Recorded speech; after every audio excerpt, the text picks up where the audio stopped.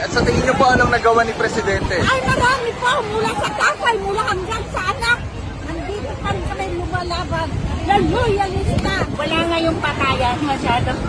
Walang mga walang mga entertain. So, peaceful.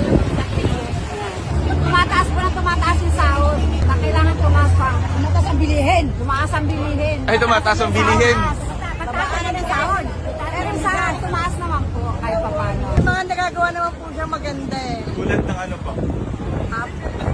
Na mga sumasaklolo po sa mga nabahaan. Yun lang po. Ano ang pinaka gusto niyong nagawa ng Presidente? Kasi po bababa niya. Napapababa bigas. Napapababa daw po yung ibang bigas. Kasi sa inyo po, yung naramdaman niyo Kaya sa akin na may trabaho po ako. Ano pong naitulong sa inyo?